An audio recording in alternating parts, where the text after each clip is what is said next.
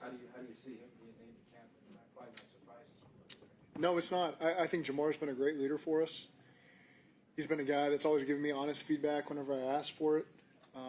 The players elected him as a captain, and I think he's earned it through the way that he works, leads by example, brings a lot of energy to practice and games, and again, is one of the top performers we have. So I think that's fitting for him to be elected captain. What's the biggest thing captains do for you? Well, they got to be a sounding board for me. So they're the group that I'm going to call into my office and get their opinion on schedule, my thoughts for the week going into opponent, issues we may have around the building in the locker room. And so, again, they're the sounding board that I have to be able to trust, and they got to be able to trust me. And the first ones I turn to, there's plenty of people that aren't elected captains that over the course of the season I look for input from. But this is certainly the group that I start with, and I think it's a good group of 7 guys that I trust, and I think the players made the right call. On defense, you got, just we were talking about, 3 core guys who have never been captain, but probably they had everything but the C's on their chest. Yeah, I think it's a good group of guys, again, that I trust, and I think they've all earned the opportunity to do it. What do you like the most about TJ Slayton so far? TJ, what do I like the most? There's a lot of things I like TJ, so it was a hard time asking what I like the most. I thought he had a great training camp for us, caused a lot of disruption for the offense, and the run, and could rush the passer too, get some knockback and muddy the pocket up. Brings a lot of energy as well, so he's a guy that I like, even today being around him in practice, brings great energy and a lot of experience as well. And so I like where TJ is at for us.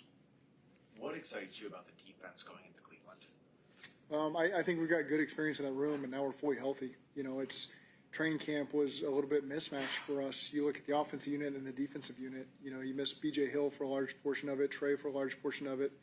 Jamar was late to get started, and a couple injuries in the secondary that held those guys out for a while. So these last week and a half, we've had the full group there, and it's a really exciting group to watch. And so, again, I think they've had great cohesion these last couple week and a half now, and I feel good about where they're headed.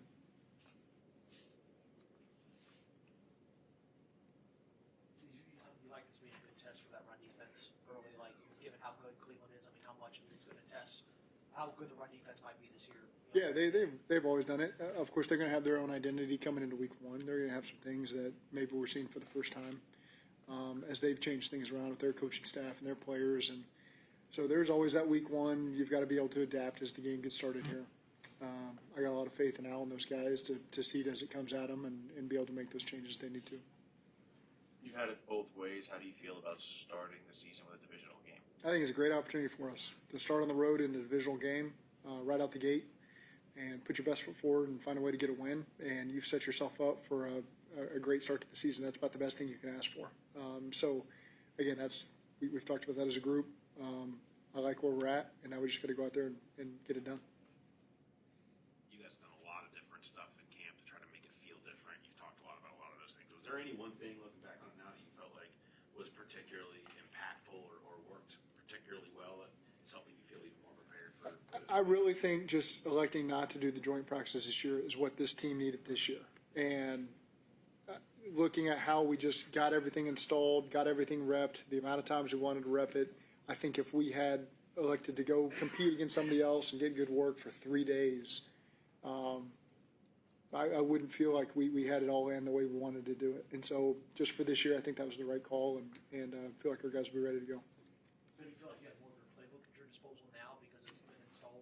No, you get more reps at it. So, yeah, you get a chance. You get plenty of meeting time. You get all that stuff. I just felt like the concentrated times we wanted to be able to work on third down and red zone and specific situations as a team to feel like we're ready week 1, throw everything at us, and we'll be ready to roll. This just the way we got it installed this year. I feel really good about it and repped it. So I feel like we're in a great spot there. Do you feel as a result of that you have more in your game plan for red zone and third down situations? No, there's a number we always try to look at there. It's usually the right number for us as we go into a game. So you've got more opportunity to tweak like we always do in the spring and summer going into training camp. We get plenty of reps at it. I think full speed red zone reps is the one thing maybe get sacrificed a little bit over time, and so we feel like we got plenty of work there and feel good about it. Someone like Bill O'Brien what's a realistic expectation for someone like that to get fully up to speed with the playbook? Yeah, it hasn't put pads on since early January. I think the playbook part, it maybe sounds different, but it's all stuff he's done before. So it's just, okay, this word means that. I think he's done a good job from just talking to him today. He's done a great job just staring at the playbook all weekend and trying to consume it as best he can, getting in here early. It sounds like it makes a lot of sense to him. He's played a lot of football, so he's heard it a lot of different ways. Now it's just putting the pads back on. The biggest thing for me is just putting the pads back on and feeling the contact from people, which he did today really for the first time. And he'll get more work on that on Wednesday and Thursday.